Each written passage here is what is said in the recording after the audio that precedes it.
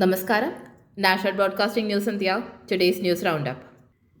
കാലം സാക്ഷി, ചരിത്രം സാക്ഷി. പോരാളികളുടെ പോരാളി ഒടുവിൽ മടങ്ങി.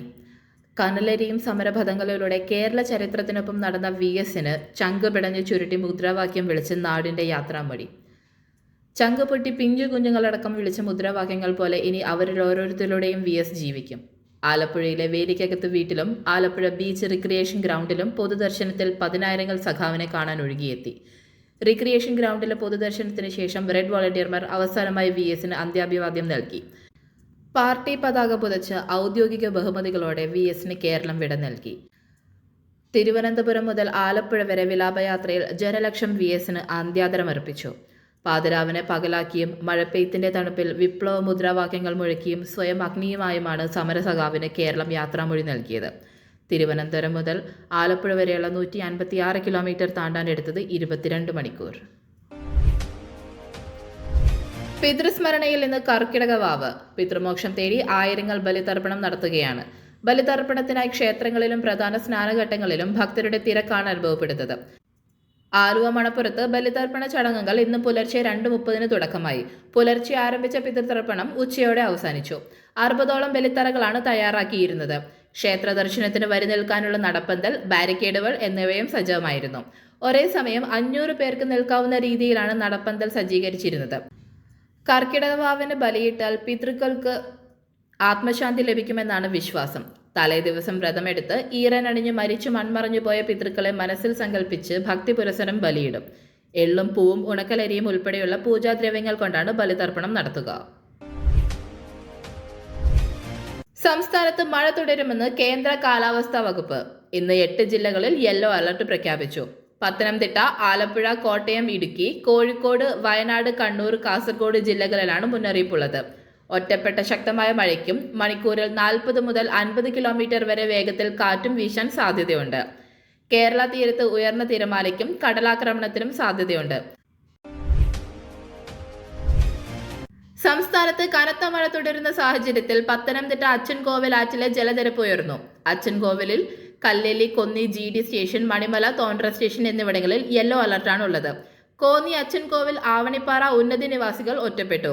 35ഓളം കുടുംബങ്ങളാണ് ഇവിടെ താമസിക്കുന്നത്. ഉന്നതിയിൽ നിന്ന് പുറം ലോകത്തേക്ക് എത്തുന്നത് സാഹസിക തോണി യാത്രയിലൂടെയാണ്. അതുകൊണ്ട് തന്നെ അച്ചൻകോവിലെ ആറ്റിലെ ജലനിരപ്പ് ഉയർന്നതിനാൽ ഉന്നതിയിലുള്ളവർ ആശങ്കയിലാണ്. എല്ലാ മഴക്കാലത്തും ഈ പ്രദേശത്തിലുള്ളവർ അനുഭവിക്കുന്ന പ്രധാന പ്രശ്നമാണിത്. ഇന്നലെ കത്തിക്കയറിയ സ്വർണ്ണവില ഇന്ന് തകിടം മറിഞ്ഞു. ഗ്രാമിന് ഒറ്റയടിക്ക് 125 രൂപ കുറഞ്ഞ് വില 9255 രൂപയിലും പവന് 1000 രൂപ കുറഞ്ഞ് 74,040 രൂപയിലും എത്തി. ഇന്നലെ ഗ്രാമിന് ഒറ്റയടിക്ക് 95 രൂപ ഉയർന്ന് 9380 രൂപയും പവന് 760 രൂപ ഉയർന്ന് 75,040 രൂപയുമായിരുന്നു. ഈ മാസം ആദ്യം 72,160 രൂപയായിരുന്നു ഒരു പവന്റെ വില. 23 ദിവസം കൊണ്ട് ഒരു പവന്റെ വിലയിലുണ്ടായത് 2,880 രൂപയുടെ വർധനവാണ്. ഈ മാസത്തെ ഏറ്റവും കുറഞ്ഞ വില രേഖപ്പെടുത്തിയത് ജൂലൈ 9-നാണ്, 72,000 രൂപ. ഈ വർഷം ആദ്യം 57,200 രൂപയായിരുന്നു വില. 6 മാസം കൊണ്ട് ഒരു പവന് കൂടിയത് 17,840 രൂപയാണ്. കണ്ണൂർ വയലപ്രയിൽ കുഞ്ഞുമായി ജീവനൊടുക്കിയ റീമ ഭർത്തൃവീട്ടിൽ നേരിട്ടത് അടിമത്വമെന്ന് അച്ഛൻ മോഹനൻ. ഭർത്താവും അമ്മയും മകളെ വിവാഹത്തിന് ശേഷം നിരന്തരമായി മാനസികമായി പീഡിപ്പിച്ചിരുന്നു. ഭർത്താവിന്റെ അമ്മയുടെ നിർദ്ദേശപ്രകാരമാണ് മകളെയും 3 വയസ്സുകാരനായ കുഞ്ഞിനെയും കമൽരാജ് വീട്ടിൽ നിന്നും ഇറക്കിവിട്ടത്. കമൽരാജ് ഗൾഫിൽ നിന്ന് തിരികെ വന്നതിന് ശേഷം കുഞ്ഞിനെ തിരികെ ചോദിച്ചു വിളിച്ച് ഭീഷണിപ്പെടുത്തിയ ശേഷമാണ് മകൾ കടുങ്കൈ ചെയ്തതെന്ന് മോഹനൻ പറഞ്ഞു. മകൾ ആത്മഹത്യാക്കുറിപ്പിൽ എഴുതിയ കാര്യങ്ങളെല്ലാം സത്യമാണ്. അമ്മയുടെ വാക്ക് കേട്ടാണ് കമൽരാജ് എല്ലാം ചെയ്യുന്നത്. കമൽരാജിന്റെ വീട്ടിൽ റീമയ്ക്ക് ഒരു സ്ഥാനവും നൽകിയിരുന്നില്ല. മാത്രമല്ല അവൾ പറയുന്നത് കേൾക്കാൻ പോലും ഭർത്താവ് തയ്യാറായിരുന്നില്ലെന്നും മോഹനൻ പറഞ്ഞു. ആറന്മുള വള്ളസദ്യയിലിടഞ്ഞ് തിരുവിതാംകൂർ ദേവസ്വം ബോർഡും പള്ളിയോട സേവാ സംഘവും. ദേവസ്വം ബോർഡ് വള്ളസദ്യ വാണിജ്യവൽക്കരിക്കുന്നുവെന്നാണ് ആരോപണം. എല്ലാ ഞായറാഴ്ചയും വള്ളസദ്യ നടത്താനുള്ള ദേവസ്വം ബോർഡ് തീരുമാനത്തിനെതിരെ പള്ളിയോട സേവാ സംഘം കത്ത് നൽകി. ദേവസ്വം ബോർഡിന്റെ ഇടപെടൽ ആചാര ലംഘനമാണെന്നും കത്തിൽ പള്ളിയോട സേവാ സംഘം ചൂണ്ടിക്കാട്ടുന്നു. കാലങ്ങളായി ആറന്മുള വള്ളസദ്യ നടത്തിക്കൊണ്ടിരിക്കുന്നത് പള്ളിയോട കരകളുടെ കൂട്ടായ്മയായ പള്ളിയോട സേവാ സംഘമാണ്. പള്ളിയോട സേവാ സംഘത്തിനാണ് വഴിപാട് വള്ളസദ്യ നടത്താൻ വേണ്ടി ബന്ധപ്പെടേണ്ടത്. എന്നാൽ ഞായറാഴ്ചകളിൽ ദേവസ്വം ബോർഡ് നടത്തുന്ന വള്ളസദ്യയിൽ താൽപ്പര്യമുള്ളവർക്ക് 250 രൂപ അടച്ച് ബുക്ക് ചെയ്യാം എന്നുള്ളതാണ് പുതിയ തീരുമാനം. ഇതിനെതിരെയാണ് പള്ളിയോട സേവാ സംഘം രംഗത്ത് വന്നിട്ടുള്ളത്.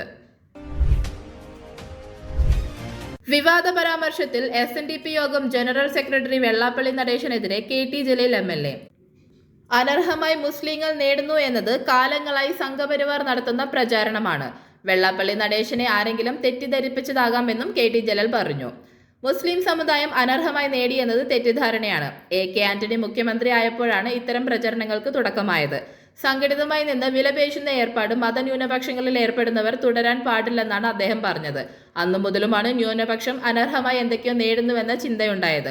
അതിന്റെ വർത്തമാന കാല ഉദാഹരണമാണ് വെള്ളാപ്പള്ളിയുടേത്. ഒരിക്കലും ഉണ്ടാവാൻ പാടില്ലാത്ത പ്രസ്താവനയാണ് വെള്ളാപ്പള്ളി നടത്തിയതെന്നും അദ്ദേഹം പറഞ്ഞു. കോഴിക്കോട് മെഡിക്കൽ കോളേജിൽ പ്രസവ ശസ്ത്രക്രിയയ്ക്കിടെ വയറ്റിൽ കത്രിക കുടുങ്ങി ദുരിത ജീവിതം പേറുന്ന ഹർഷിന വീണ്ടും സമരത്തിലേക്ക്. തനിക്ക് നീതി നേടിത്തരാൻ സർക്കാരിന് സാധിച്ചില്ലെന്ന് ഹർഷീന ആരോപിച്ചു. ഈ മാസം 29-ന് കളക്ടറേറ്റിന് മുന്നിൽ ഏകദിന സത്യാഗ്രഹം നടത്തും. 2017-ൽ മൂന്നാമത്തെ പ്രസവത്തിനായി നടത്തിയ ശസ്ത്രക്രിയയ്ക്കിടെയാണ് ഹർഷീനയുടെ വയറ്റിൽ ഡോക്ടർമാർ കത്രിക വെച്ചു മറന്നത്. തുടർച്ചയായ ആരോഗ്യ പ്രശ്നങ്ങൾ അലട്ടിയപ്പോൾ നടത്തിയ പരിശോധനയിൽ വയറ്റിൽ കത്രിക കണ്ടെത്തി. 1736 ദിവസം കൊടിയ വേദന സഹിച്ചു ഹർഷീന. സംഭവത്തിൽ ശസ്ത്രക്രിയ ചെയ്ത 2 ഡോക്ടർമാരും 2 നഴ്സുമാരും ഉൾപ്പെടെ 4 പേരെ പ്രതി ചേർത്ത് മെഡിക്കൽ കോളേജ് പോലീസ് 2023-ൽ കുന്ദമംഗലം കോടതിയിൽ കുറ്റപത്രം സമർപ്പിച്ചു. 2024 ജൂലൈ 20-ന് വിചാരണ ആരംഭിക്കേണ്ടതായിരുന്നു. എന്നാൽ പ്രതികൾ ഹൈക്കോടതിയെ സമീപിക്കുകയും വിചാരണയ്ക്ക് സ്റ്റേ നേടുകയും ചെയ്തു. നേരത്തെയും ഹർഷീന സമരം നടത്തിയിരുന്നു. പക്ഷേ നീതി ലഭിച്ചില്ല.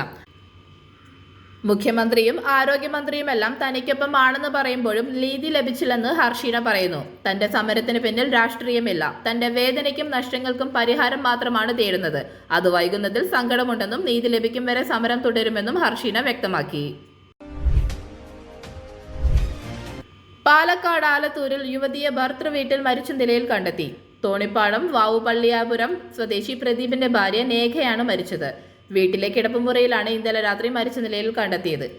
ആലത്തൂരിലെ സ്വകാര്യ ആശുപത്രിയിൽ എത്തിച്ചെങ്കിലും അസ്വാഭാവികത തോന്നിയതിനാൽ ആശുപത്രി അധികൃതർ പോലീസിനെ വിവരം അറിയിക്കുകയായിരുന്നു. ഇതിന്റെ അടിസ്ഥാനത്തിൽ ഭർത്താവ് പ്രദീപിനെ ആലത്തൂർ പോലീസ് ചോദ്യം ചെയ്യുന്നു. കണ്ണമ്പ്ര കരപ്പറ്റ സ്വദേശിയായ മുൻ സൈനികൻ സുബ്രഹ്മണ്യന്റെ മകളാണ് മരിച്ച നേഘ. നേഘയെ മുമ്പും ഭർത്താവ് ഉപദ്രവിച്ചിരുന്നുവെന്നും അമ്മ പറഞ്ഞു. മകൾ ആത്മഹത്യ ചെയ്യില്ലെന്നും മകളെ കൊന്നതാണെന്നും നേഘയുടെ അമ്മ ജയന്തി പറഞ്ഞു. ഭർത്താവിനെതിരെ നിയമ നടപടികളുമായി മുന്നോട്ടു പോകുമെന്ന് ബന്ധുക്കൾ അറിയിച്ചു. 5 വർഷം മുമ്പാണ് നേഘയുടെയും പ്രദീപിന്റെയും വിവാഹം നടന്നത്. ഇന്ത്യ UK സ്വാതന്ത്ര്യ വ്യാപാര കരാറിന് അംഗീകാരം. 4 വർഷത്തെ കാത്തിരിപ്പിനൊടുവിലാണ് കരാർ യാഥാർത്ഥ്യമാകുന്നത്. പ്രധാനമന്ത്രിമാർ തമ്മിലുള്ള ചർച്ചയ്ക്ക് ശേഷമായിരുന്നു തീരുമാനം. ഇന്ത്യൻ പ്രധാനമന്ത്രി നരേന്ദ്രമോദിയും UK പ്രധാനമന്ത്രി കെയർ സ്റ്റാമറും കരാറിൽ ഒപ്പുവെച്ചു. ഇന്ത്യയിൽ നിന്ന് UKയിലേക്ക് കയറ്റുമതി ചെയ്യുന്ന 99% സാധനങ്ങൾക്കും തീരുവ ഒഴിവാകും. ആഭരണങ്ങൾ, രത്നങ്ങൾ, തുണിത്തരങ്ങൾ, ഇലക്ട്രോണിക്സ് എന്നിവയുടെ നിലവിലെ തീരുവ ഒഴിവാകും. കാപ്പിയുടെയും തേയിലയുടെയും കയറ്റുമതി വർദ്ധിപ്പിക്കാനും തീരുമാനം. കംബോഡിയയും തായ്ലൻഡും തമ്മിൽ സംഘർഷം. കംബോഡിയയുടെ പ്രവിശ്യകളിലായി തായ് സൈന്യം F-16 പോർ വിമാനം ഉപയോഗിച്ച് ബോംബാക്രമണം നടത്തി. കംബോഡിയൻ സൈന്യം തായ്ലൻഡിൽ ഗ്യാസ് സ്റ്റേഷൻ ആക്രമിച്ചുവെന്നും റിപ്പോർട്ടുകളുണ്ട്. ഇരു രാജ്യങ്ങളും തങ്ങളുടെ നയതന്ത്ര പ്രതിനിധികളെ പിൻവലിച്ചിട്ടുണ്ട്. വടക്കു പടിഞ്ഞാറൻ കംബോഡിയയിലെ ഓധാർ മിഞ്ചെ പ്രവിശ്യയിൽ അതിർത്തി തർക്കം നിലനിൽക്കെയാണ് പ്രദേശത്ത് ഇന്ന് രാവിലെ സംഘർഷമുണ്ടായത്. 2 തായ് പൗരന്മാർ കൊല്ലപ്പെടുകയും 2 തായ് സൈനികർക്ക് പരിക്കേറ്റതുമായാണ് വിവരം. ഇംഗ്ലണ്ടിനെതിരായ നിർണായക 4ാം ടെസ്റ്റിൽ ഇന്ത്യക്ക് തിരിച്ചടി. ഇന്നലെ ബാറ്റിംഗിനിടെ പരിക്കേറ്റ Indian wicket keeper batter Rishabh Pant ഇംഗ്ലണ്ടിനെതിരായ പരമ്പരയിൽ നിന്ന് പുറത്തായി. പന്തിന് കാലിന് ഗുരുതരമായ പരിക്കുണ്ട്. 6 ആഴ്ചത്തെ വിശ്രമം നിർദ്ദേശിച്ച മെഡിക്കൽ സംഘം അറിയിച്ചു. ഇപ്പോൾ പുരോഗമിക്കുന്ന 4ാം ടെസ്റ്റിലും അടുത്ത മത്സരത്തിലും പന്തിന് കളിക്കാനാവില്ല. ആവശ്യമെങ്കിൽ പെയിൻ കില്ലർ കളിച്ച ശേഷം പന്തിന് ബാറ്റൺ ചെയ്യാൻ കഴിയുമോ എന്ന് മെഡിക്കൽ സംഘം പരിശോധിക്കുന്നുണ്ട്. എന്നാൽ അതിനുള്ള സാധ്യത കുറവാണെന്നുമാണ് റിപ്പോർട്ടുകൾ. കൂടുതൽ അപ്ഡേറ്റ്സുകൾക്കായി കാത്തിരിക്കുക. National broadcasting news India.